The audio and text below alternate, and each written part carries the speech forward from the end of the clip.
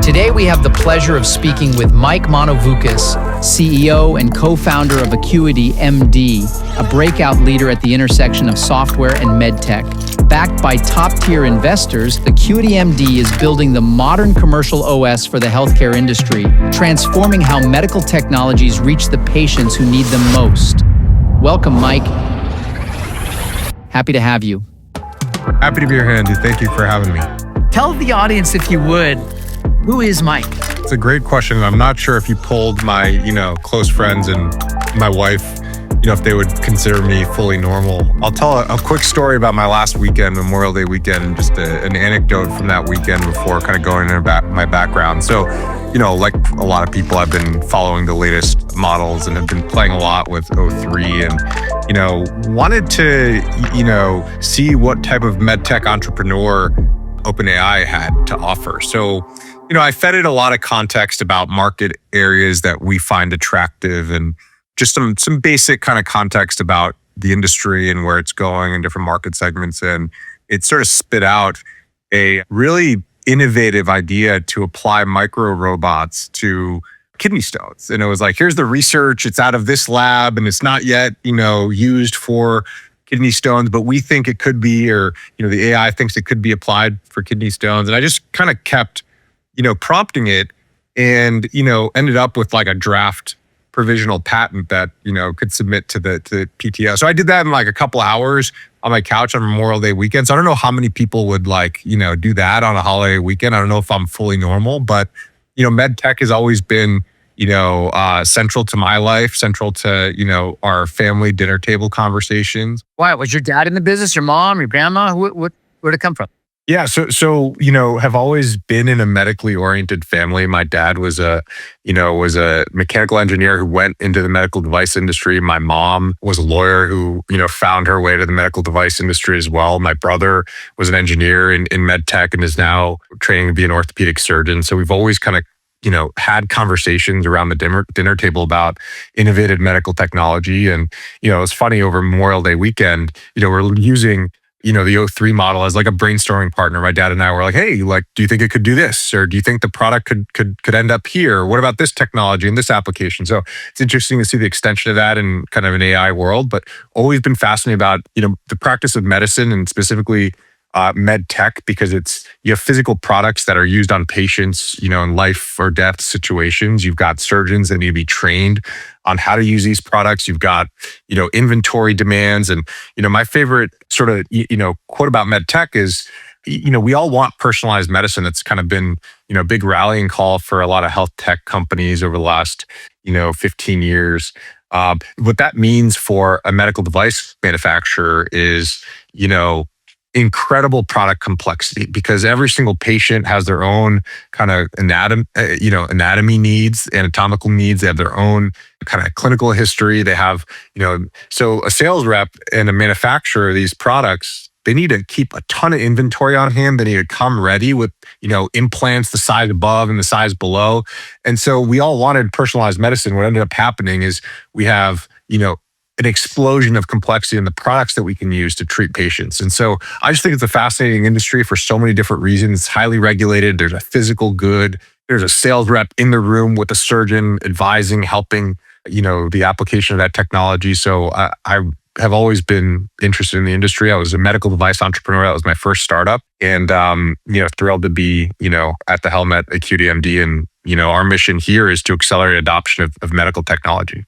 So you're the son of immigrants. I mean, who doesn't love? I mean, if I start going on immigrants and like my love of them, we'll be here all afternoon. So I won't go too far into that, but I will say this. Do you think so? You go Ivy League, right? 2 schools, and then you start a company right out of school. Do you think that any of that is attributable to the pressure that's innate on the immigrant children? I mean, one of the things, as immigrants don't come to the United States to slack off, despite some assertions out there that are totally incorrect.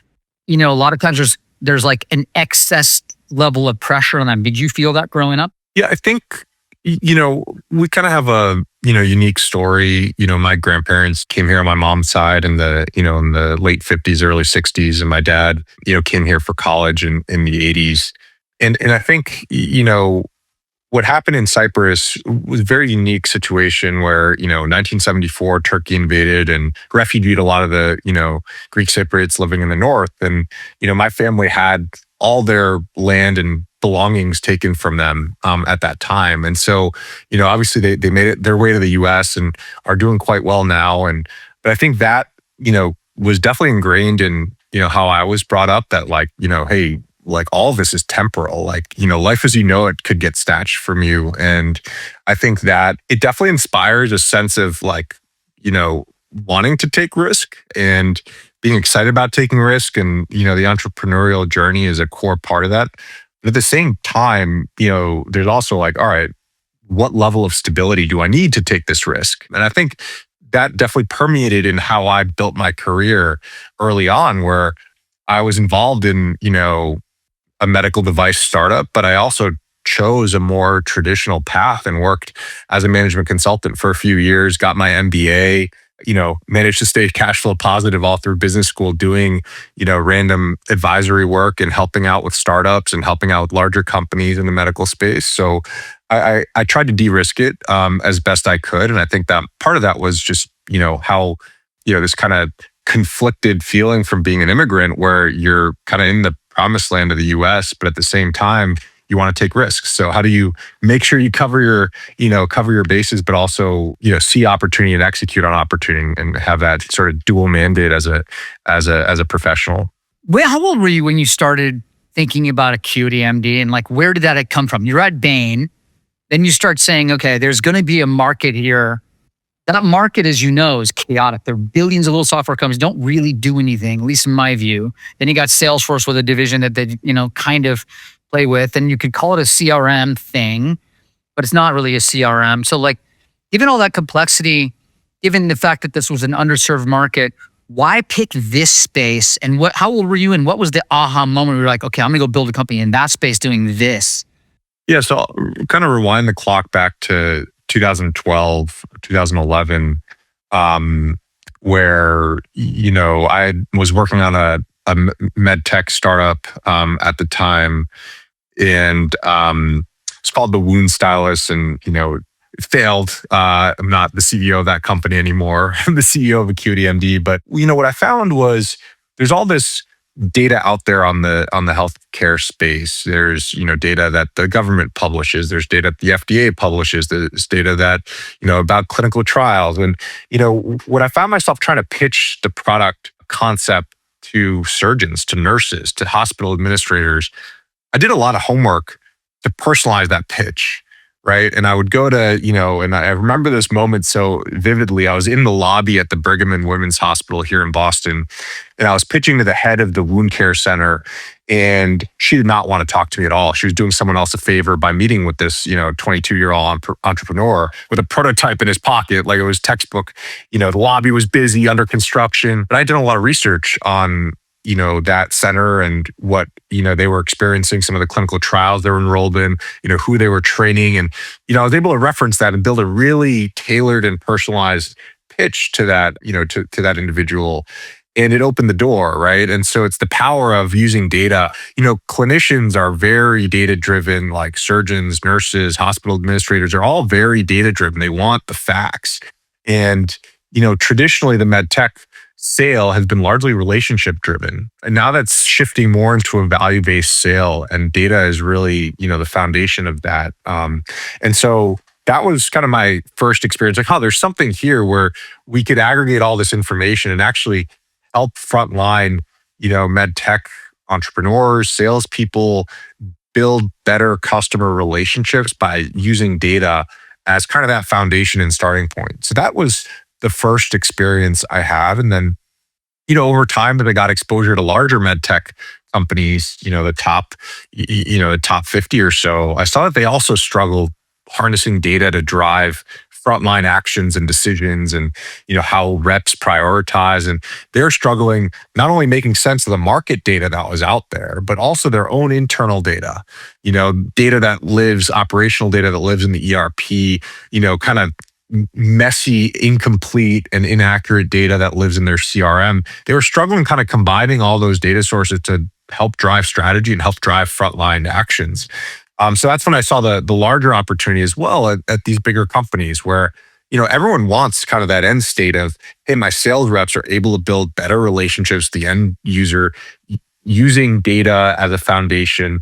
We're able to collect information back from the sales reps to better inform our strategy. What products do we launch? Where do we need new reps? Where do we need more reps?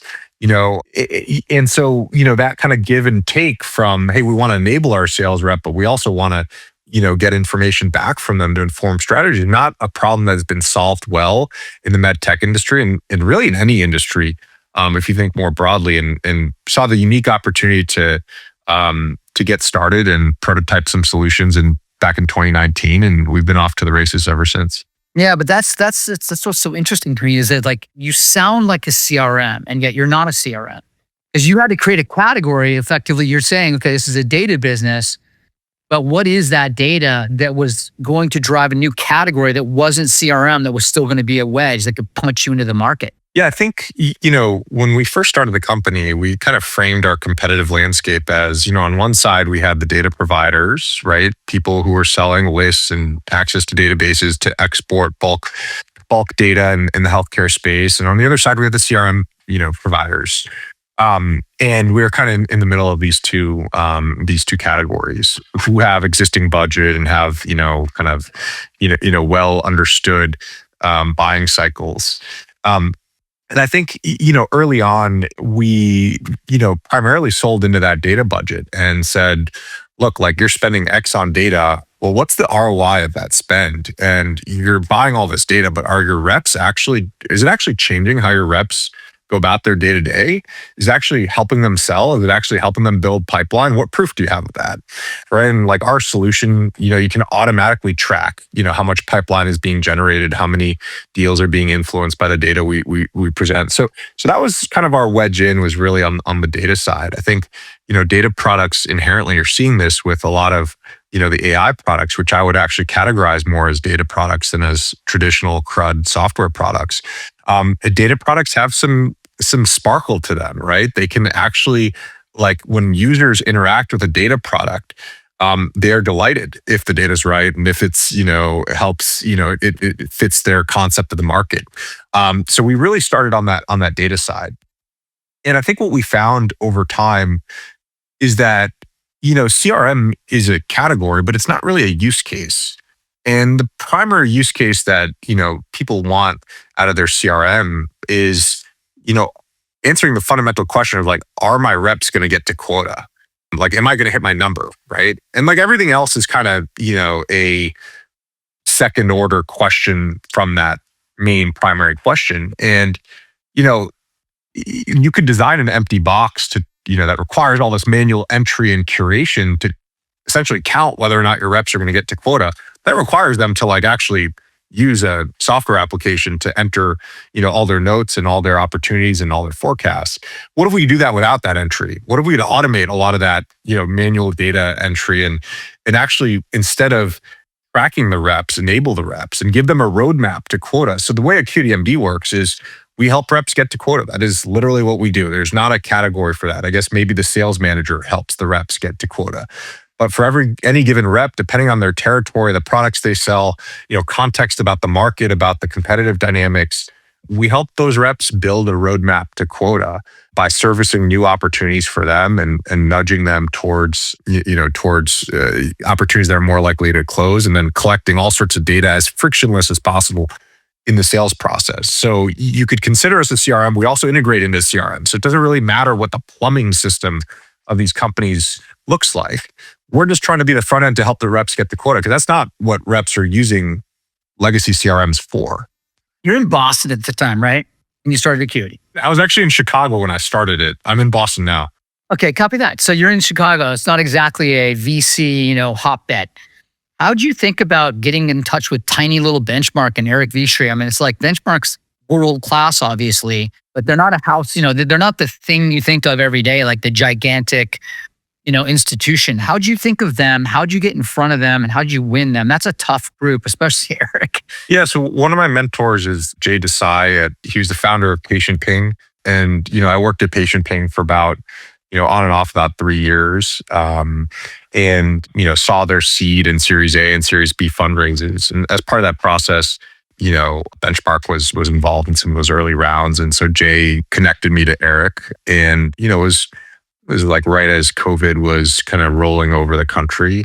I remember, running a process. We had a few term sheets, and, really hit it off with Eric and the team at Benchmark, and, decided to go with them. And it was, really, really great foundational decision for the trajectory of the company. I mean, we're very early on, had a little bit of pilot revenue, and I think 1 or 2 employees. I mean, I'm gonna kid Eric here in this, Paul. He's not gonna watch this podcast, but if he did, I'd kid him anyway, because it's still a part of him that's a founder. And it seems like he gets in the foxhole with founders and really tries to problem solve pretty early. Is that what happened here? Yeah, I don't know that we were necessarily iterating on like the business and the product, but he was with Eric, but he was definitely, core to, how to prioritize my time in those early days. And that comes from experience working with early stage companies. I think it's really hard for a VC to give, meaningful advice about how to get to product market fit, other than here's how the founder should be spending their time. And I think Eric, what he's really good at in the early days is knowing what type of advice to give to the founder based on where they are with the business. And I remember actually the time that he recommended we talk to you, Andy, was, I could tell like he wanted to introduce me to Artisanal, but we were like too early. And it was kind of like, okay, we got to a point where we were starting to scale, beyond founder-led sales. I think we were a couple million in ARR.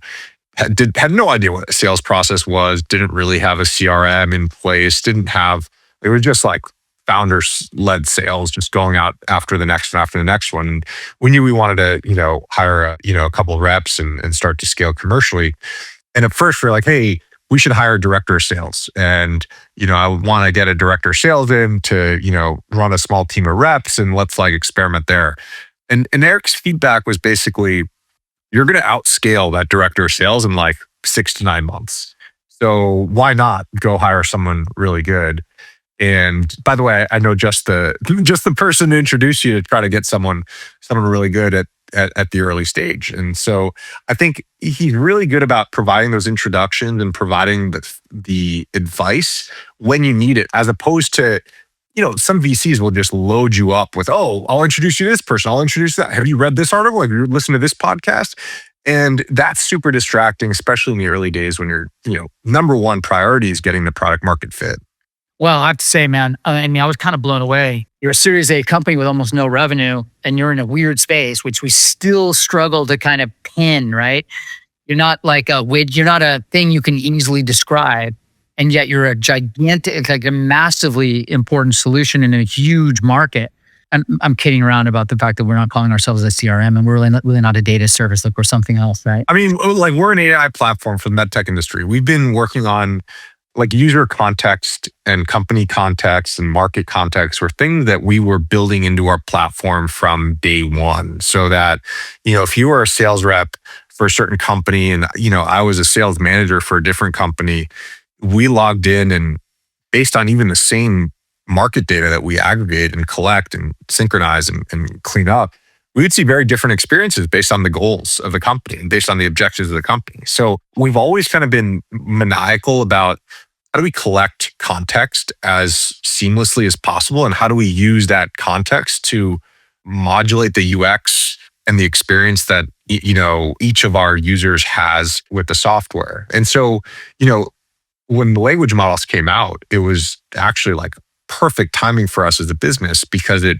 actually solved a lot of this dissonance with, are we a data company? Are we a CRM company? Like, no, like we are an AI company. And the way we, the way we incorporate AI into our products is by, being kind of the context providers into the LLM by using all of our data and using everything we know about the industry, the market dynamics, and the individual rep and their quota and how close they are to getting to their quota, that we feed that into the model. And, and then we get, great features like, hey, like our call plan feature, like how do we actually, based on everything we know about this user, about, their territory, about the products they sell, about, the competitive dynamics in that market, How should we call on Dr. Price? Like, what should we actually bring up in that conversation based on everything we know about Dr. Price as well? So keep going. I've got a way to think about that. Yeah. So it's essentially, based on everything we know about the user and based on everything we know about the prospect, and we know a lot about med tech prospects because we invest a ton in data.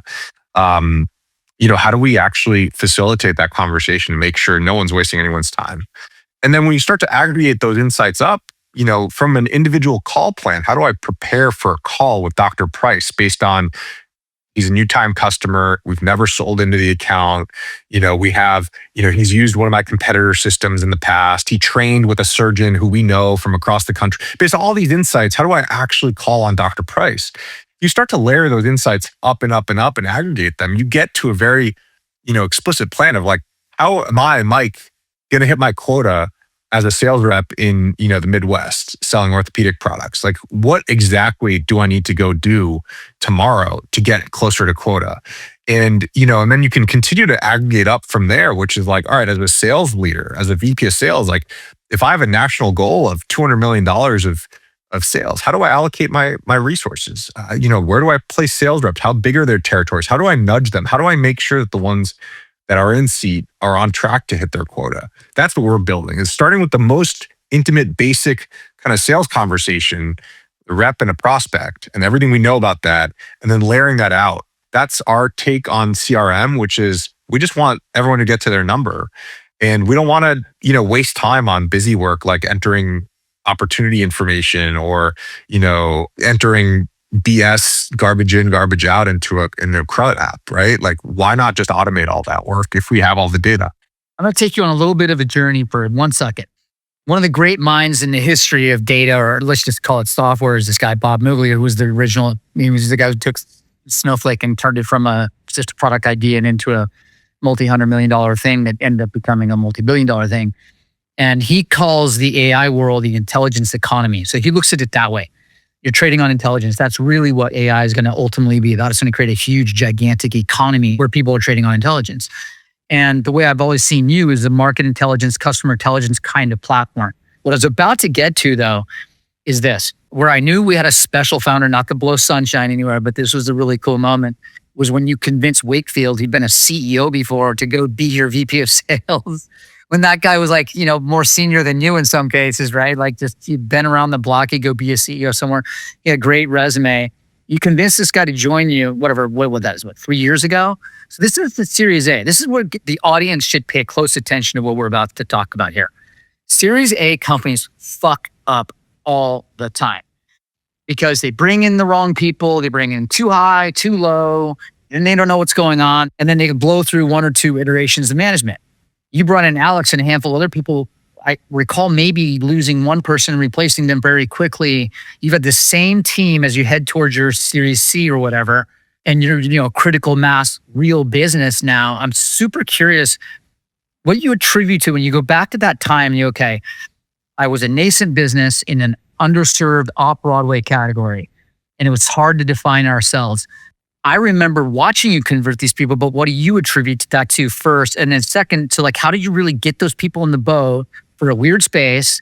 And then how have you kept this team together all these years when you should have gone through 2 or 3, generations of management by now? Yeah. So Alex Wakefield is our chief revenue officer. He's, we brought him on right around the Series A. He was our first commercial hire. And this is kind of going back to you're going to scale out of your director of sales plan. And we decided to bring on Alex. And we really hit it off with Alex from day one. I love the fact that he thought about sales with a general manager's mindset and had been the general manager of a business before. And, my take on leadership is, as we hire leaders around the company, are these individuals that I would feel excited to go work for. Because we owe that to our current team, our future team. Is this someone that I would learn from and want to work for, And so that's kind of the bar that we have on leaders.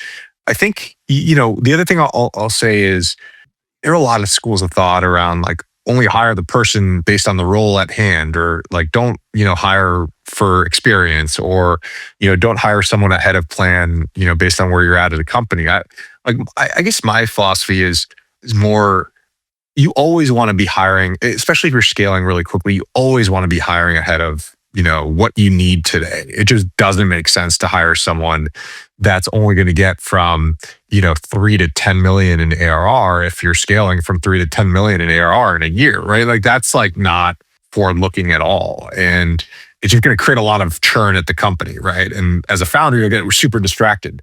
So I've always been on team like hire ahead especially for key leaders. But there's one caveat there, which is they have to be willing to roll up their sleeves and do the IC and the, grunt kind of work from day one. And they have to like be thirsty to do the job at hand in that moment that you need them to. So for Alex and our, CRO hire, our first commercial hire, like he was like leading deals. He was building the commission plan. He was, setting up the CRM. He was, doing the interviews for, very first AE. So he was doing a lot of, that kind of building work early on, like building the interview plans out. He was doing a lot of that work. He was, very happy to like build that foundation. So what you don't want to do is hire someone who then hires someone else to build that foundation. That is a recipe for disaster, in my opinion, because it bottlenecks you. It serializes, building out the org, when in reality, you want that leader to be really close to the metal so that they understand what's going on. They're directly accountable to, setting those processes in place. So that's, I think, my philosophy on hire leaders, hire ahead, but provided that, they've got that, secret sauce of like wanting to get into the details and own process early and own what they're building early on. What was the other question you had was, how do we stay together? Well, I was going to say, remember the question I asked you before, just about drama, like you're just such a no drama guy and I love it. And so it's like, I don't see any ego. I don't see any drama. I don't see any bullshit. I don't see any chaos anywhere around Acuity. And I'm super curious what you attribute that to.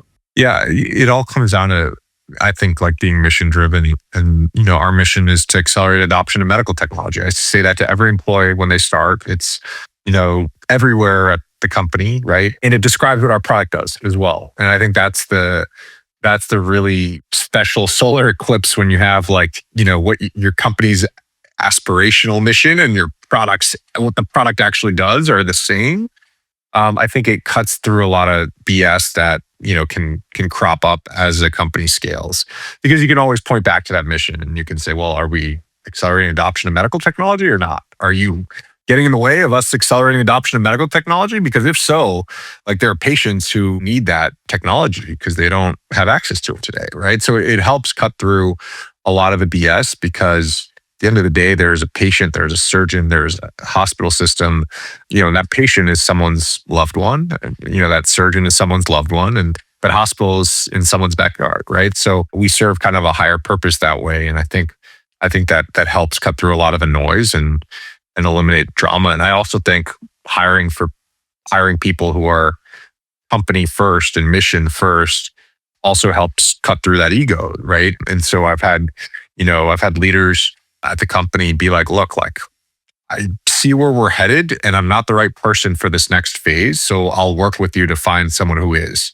Right. And that's what we expect out of our leaders at AcuityMD.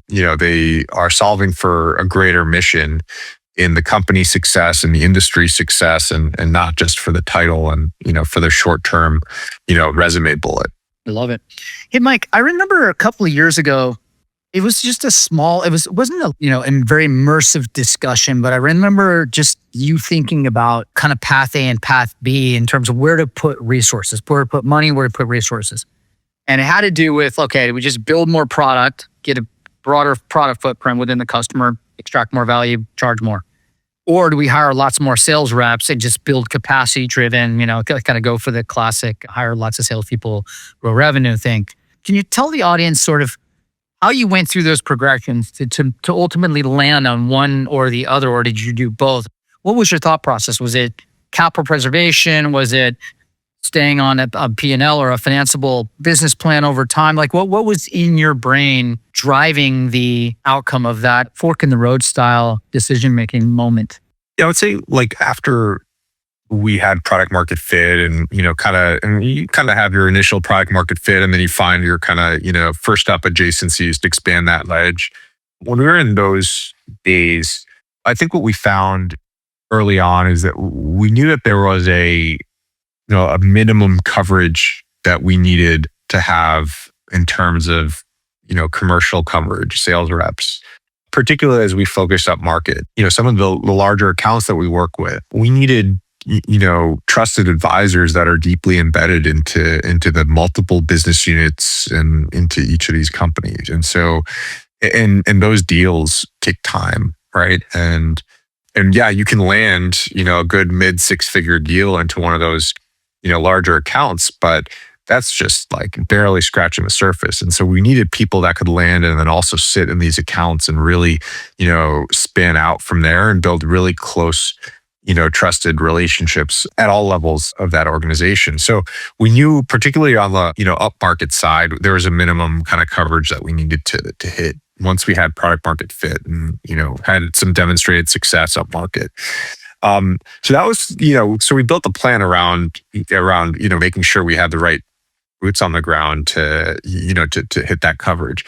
On the product side, we knew from the beginning that, there are all these, like CRM is massively broad category. We never wanted to build a CRM. That was never kind of in the mission statement for AcuityMD. But we knew that, if we focused on helping reps get to quota, or we focused on managers figuring out how to, set up their territories, or we focused on helping reps build pipeline, like focus on these kind of use cases, we were going to have to build some ancillary, workflows around that. And then obviously integrations are a key part of that value prop as well. So on the product side, I would say, we from an early stage, knew we wanted to be multi-product from the beginning. I think, because our industry is so focused and narrow, having just one product, we needed to layer on additional products, and we were getting pull in the market to go in different directions.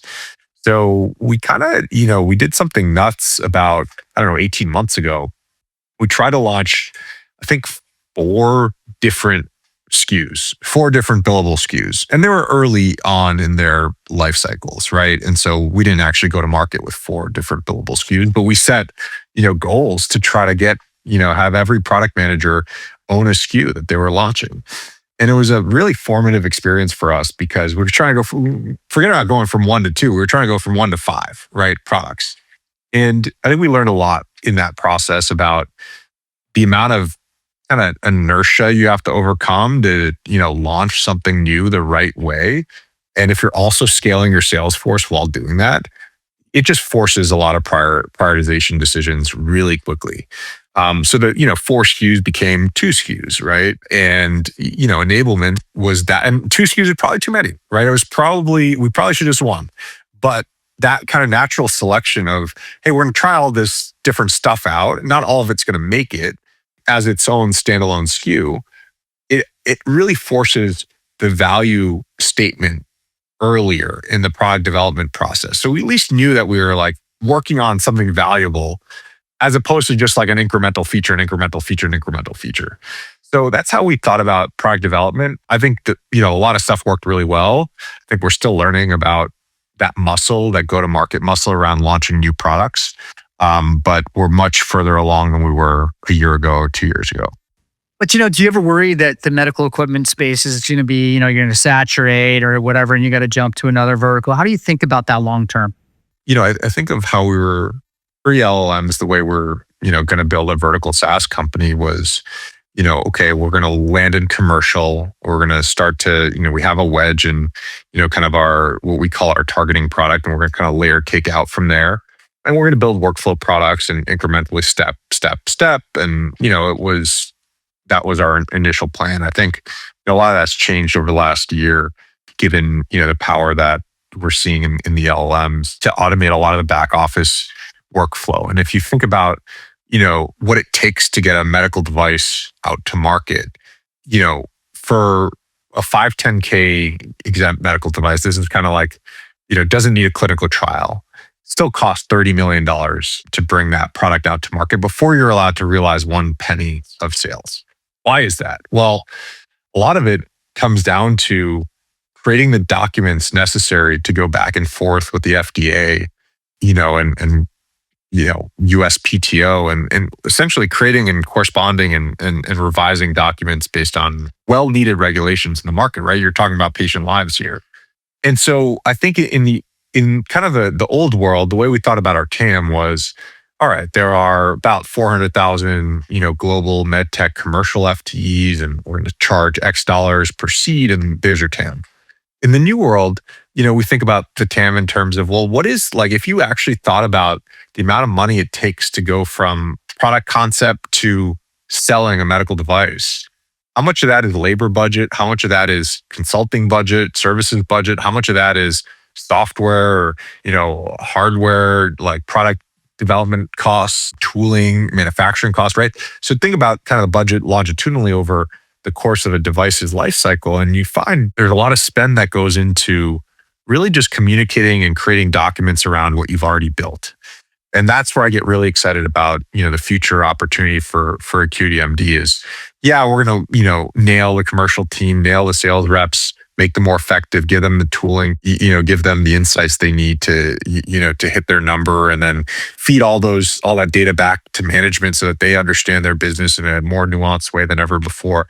But I think the much broader opportunity is, globally, the med tech industry is like 600 billion or so. And, there's about $100 billion of spend on, quality regulatory R&D that, is not optimized for actually getting as many new technologies to market as possible. And that's really what we want to be focused on. How do we make that $30 million? How do we reduce the cost of that $30 million or even $100 million for something that needs a clinical trial? It costs $100 million. So the amount of innovation that's happening in this industry is bottlenecked by the insane cost of bringing these products out to market and just getting them commercial. And that's where I think we have a massive opportunity in the services budget, with AI that's, opened up a huge TAM for us as well. In 30 odd years in tech, I've never heard anybody use the word longitudinal to describe a customer budgeting cycle or process. I think that's really interesting how you would just put that.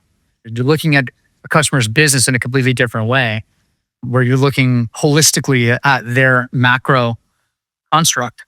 And how much value can you capture within that larger business as opposed to use case by use case by use case, customer pain's fine. But like the macro pain is much greater than anything anybody could even describe in any business. But this is a $600 billion business, as you say, which you have to imagine that the amount of waste and the amount of product velocity, lost opportunities, and how many lives are not being, positively affected or saved even by bringing these products to market faster, and how inefficient our healthcare system is in general. You look at it as a component of an incredibly inefficient healthcare system that we have in our country and really around the world. It's fascinating how big this thing could get. Yeah, the analogy I like to use is like, and people debate this. Like, Andy, what percent of GDP do you think should be spent on healthcare? Like, what is it, like 13, 14% right now? Like, what's the optimal percentage? Do you think 5%? Listen, I'm a biohacking nut job, okay? So like, I believe that if people are really taking active control of their own health, I believe that they would access the healthcare system at, a fraction of the level that they currently do if they just stop smoking, stop eating crappy food, work out more, do crazy things like stem cells or whatever. There's a lot of things that are available to human beings right now that are, the costs are going like this, access is going like that. There's a lot of innovation, you just said. So if people just know about it and they look into it, they can start saying, well, do I really need this hypertension thing? Did I need to jam MSG into all my food? Do I really need to have all this gluten and all this other crap that I'm jamming down my throat? Is sugar as evil as we think it is? Yes. If you really just look at it, that the real problem is the user community, in my view, of the healthcare system. I mean, the health system, as we know, it's rotten, it's inefficient, it's corrupt, it's bloated, it's bureaucratic, it's yada, yada, yada. But I believe the users are the biggest problem personally. That's what I think. Yeah, that it's a good point. I mean, definitely like wellness and, prevention, investing in that upstream is going to be super, super important. But, if you're, let's say you're, God forbid, kind of faced with, hey, do I get the surgery or not? And if I get the surgery, my quality of life is going to 10x, or maybe it'll keep me alive, or maybe it'll create life for me and my family, right? My perspective is that, the individual consumer, that will asymptote to like, I will spend all my net worth to do this, over time. And so, and you have all these trends towards like longevity research and all of that. Like I actually believe that, people talk about spend on healthcare, and yeah, like we got to clean up a lot of things about the way the US healthcare system operates. Like, insurers should not be allowed to own providers. I'm going to say it now. Like they should not, prior auth system needs massive reform.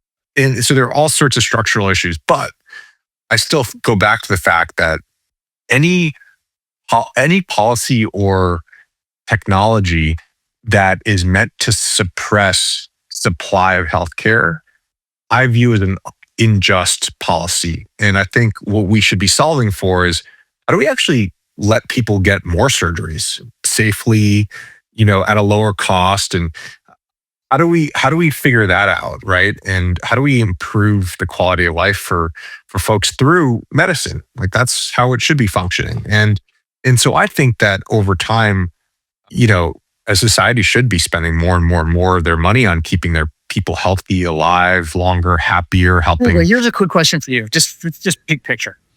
When I say 5, it's totally irrational, and I totally understand that. Here's the thing though. If you look at the trajectory of our country, it's not a great trajectory financially speaking. We're obviously sitting on $36 trillion of debt. If you look at human beings and their saving rates and the opportunities to continue, is the S&P going to drive 20% return? If you look at the pie, we've been living beyond our means for decades as individuals within this country that we think is so great. And it is great, but it's messed up. And so we have got to meaningfully disrupt the cost of housing, disrupt the cost of healthcare, disrupt the cost of access to money, more access, reasonable cost. It used to be, as you know, like a knee surgery would be $5,000. Now it's 65. And so if you kind of go, well, like, how did that happen? It's out of control. Only thing to do is just to go after the cost and either completely change the business models, as you know, or innovate like crazy to bring costs down, because we can't sustain this current percentage of GDP going to healthcare, as you know.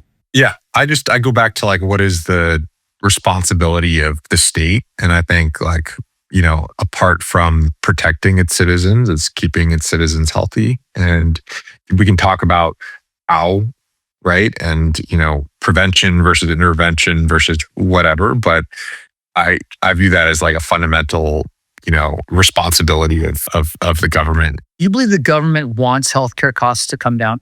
I don't know that's like, I don't think the government wants anything really. I think it's just a set of incentives, right? And the net result of those incentives are probably not, right? There's no incentive for costs to come down. And the problem I have with that is that every time there tries to be an incentive structure to bring costs down, it ends up, restricting access in some scenarios. And I view that as like fundamentally unjust. Like, who are you to deny coverage or deny, reimbursement for, this patient who really needs a, spine procedure? Or, who are you to require prior auth for, a patient who has a tumor and, needs, to get it removed immediately and have a surgical intervention? Like that should not be the role of insurers or the government to kind of play, resource allocator that way. I think, there's a reason medical doctors are credentialed and take a Hippocratic oath, and, they're beyond, a lot of forms of capitalism. And, it's not the perfect model in a lot of ways, but I believe that when we restrict, however well-intentioned these policies are, when the policy is constructed to restrict access to care, you're gonna have a lot of collateral damage that you just don't know about. And it ends up having like, someone's grandma really needs a surgery to stay alive and she doesn't get it in time. And like, who are we as a society to make that trade-off? Shouldn't that be asymptoted to whatever they're willing to pay? It's easy for people to pass on, oh yeah, but she's 75, she doesn't need a liver transplant, she let her go, unless it's your mom. And then it really matters. And that's where it gets really, this is where this healthcare topic is so emotional. Your innovation, you're trying to accelerate innovation for your customers so that you can deliver care to human beings at a greater velocity, at a lower cost. Like, I think that's about as cool of a mission as you could possibly ask for. Make money, save lives. It's a fun one. We're starting with the sales rep because if people can't sell these products, they're not going to get out there, and your, mom, grandma, whoever, family member is not going to get access to them. So that's why we started on the sales side, and we'll go from there. A couple more quick questions for you. So, tariffs, obviously, equipment, stuff is sourced all over the world. How has that been? I mean, has it been wild? Has it been scary? Has it been not an issue? What's happening there? So the U.S. actually is a net exporter. It's one of the few categories where we export more than we import on the medical technology side. Flip side of that, though, is that a lot of component suppliers are offshore, right? So there are going to be supply chain issues with these tariffs. And a lot of companies have already announced that publicly, like hundreds of millions of dollars of increased COGS as a result of these tariffs. Last time this happened, the medical device industry was exempt, and so I think there's a lot of hope that a lot of it gets rolled back. Again, you're talking about patients getting life-saving surgeries, right? And like, it's kind of a different category of goods than some of these $5 cheap goods that you're buying off of Amazon or some of these other consumer products. I think for us, we haven't really seen a meaningful impact to our business. In fact, last quarter, one of the biggest deals we signed, that new logo was a Chinese med tech company that was trying to access the U.S. market. It has a really innovative suite of products, but was struggling, figuring out how to approach the U.S. market. And so I think, going back to the mission, I think like a lot of our customers, they're also trying to accelerate adoption of their medical technology, and their shareholders are excited to invest in them because of, the fact that they're impacting patients in a counter-cyclical industry. And we'll ride the wave of tariffs, as they come, but we haven't seen as much of a, impact as we would have appreciated. I don't know if that's just, ostrich head in the sand, or if, the tidal wave's going to hit us, any moment. But, at the end of the day, the products are still out there and need to be sold. So there'll be a use case for AcuityMD regardless. If anything, if their gross margins shrink, they need to be even more efficient with their SG&A spend, which is where we come in. When this last round came around, you didn't do the usual syndicate building process. You brought in some strategic individuals that you thought were going to help the business. Can you talk a little bit about that? Where you deviated from the normal, hey, I'm just going to bring on another big institution, and then that's going to be it, and then I'll have some money left over for angels. I thought that the way you thought about bringing in people that could be truly useful to Acuity was very, very, very thoughtful. Yeah, I think in constructing our cap table, we've, always solved for folks who, care about our mission, take a long-term, view on the market and what we're building, and balance, and have some balance in terms of, folks who understand company building, folks who understand how to scale a SaaS business, folks who understand healthcare and the medical device industry, right? So I've tried to combine operators with investors across both SaaS and med tech. And, the Series B, bringing Iconic on board, was a great experience. We got to meet, many of their sort of healthcare advisors, and yeah, it's been an awesome working relationship with them, and we're lucky to bring on Bill Hawkins, who is the former CEO of Medtronic, into this last round, and Alex Gorski, who works with Iconic. Like, that relationship has been, very, very helpful for me as a leader, and just understanding, how to up level myself as we scale the company. So always try to, build a cap table that was not just all, growth SaaS investors who wanted, some diversity, people who could represent our industry as well. I can say this. I don't know of any other, I know obviously many of their shareholders in the company, and I don't think there's a single person who's not genuinely enthusiastic about being in business with you. And it just seems to me, again, there's a low drama group. It's not like any of them are pitted against each other either. It's almost like everybody's on the same page. wanting this thing to become a gigantic company. I could see you being a much, much bigger company than Viva. It's so interesting to me, the surface area that you are addressing and that you can address and will address, and you're just getting started.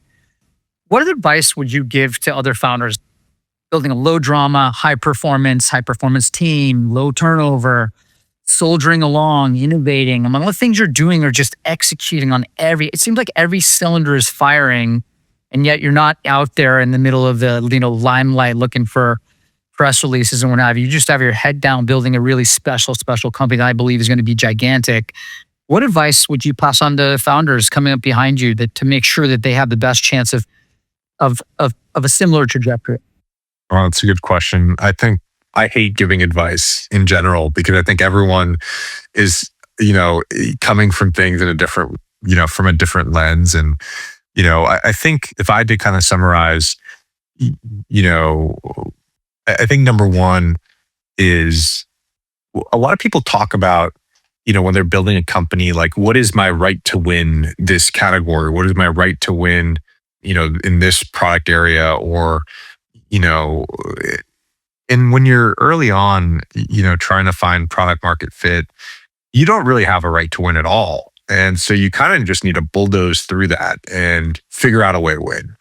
And I think that's for founders starting out. I think that's the number one lesson would just be like, this isn't like a business plan competition. This is a trench warfare. Like, you got to just figure out a way to move up a yard at a time and do what it takes to win.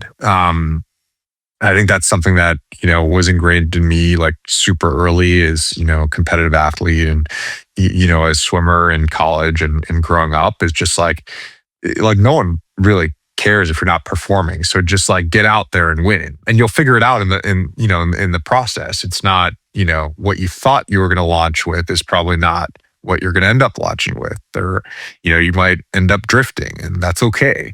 So I think like early on, it's just like get in the game, like get your hands dirty, get in there and win. Be willing to grind. Yeah, you got to be willing to grind, and it's not an academic exercise starting a company. You just got to get your hands dirty and go win. I mean, the fact that you're a competitive swimmer is interesting because you just have to get in that pool 5 o'clock in the morning every day and you just grind out lap after lap after lap. Didn't you get a scholarship or something and then get hurt or something? I swam all, growing up and through high school. And, as a 14-year-old, I was like, second in the country in the mile or something like that. And then I got hurt. I hurt my shoulder. And, that was my first real exposure to the medical industry, med tech industry and working with surgeons and everything. I ended up swimming at Princeton, was captain of the team. We won 4 straight Ivy League titles. And, it was an awesome experience. Had to obviously change the way I trained, had to change the events I did to compete in college, given my injury, but, had a lot of fun and have made, my co-founder, Robert, was, also swam in college with me. And, I think to your point, it's like an incredible discipline. You wake up every morning, it's yourself in the pool and the clock, right? And there's no cheating, there's no excuses, there's no blaming the refs, there's no blaming your teammates. So I think it makes it really clear what you need to do. And, I would say like high school, as a, freshman, sophomore in high school, those were among the hardest I've ever worked. I'd wake up at 4:30, 4 or 5 days a week. I'd had, doubles 4 days a week and, was trained on Saturday for 3.5 hours. Like that was a grind. Building a company is a lot of fun compared to, being a competitive swimmer. The thing I'm really after is this. Everything is so intense for founders. I mean, you get so wound up in the business and the mission and what you're doing, and people are following you. Now you've raised people's money. Now there's all this responsibility that you have. And you told your parents and your family and your kids that you're going to go off and do this thing, right? And you just really don't want to fail. And so many people are like, have this imposter syndrome or some other issue sneaking around in their psychology. What do you tell founders to not fuck up? Yeah, don't fail. Like that is like your number one objective. Like, is it like go see a psychologist more? I mean, what is it? Yeah, and I don't know that I have advice on that. You just have to be relentlessly, focused on your mission and making sure that you're spending your time against, the right priorities. I wouldn't say I have it all figured out right now either. That's why I'm so hesitant to give advice. And the job also changes every quarter, right? So you gotta figure out how to scale with the business as well. So I think, being able to kind of self-inspect and see what you're doing and how, what you do impacts others is super important, because that changes from day one to day, 1,000. And surround yourself by great people. You're the founder of the smallest company I've done a podcast for. And I know with every fiber of my body, I know you are the next guest. Like, you are going to be an iconic founder, and what you're doing is extremely special. I'm just so convinced of that 10 years from now, people would be watching this podcast and be like, yeah, that guy. And that's why I'm kind of playing around with like how to not fuck up, because people, if they just listening to this, watching you, like, all right, here's the kind of guy who will like go out and actually do the work. And it's about the work. It's about the mission. It's about the customer. It's about the patient. It's about the mission. It's about having a purpose greater than yourself. It's not about the money. I haven't heard you talk about money one flipping time in this thing. You've never talked about that.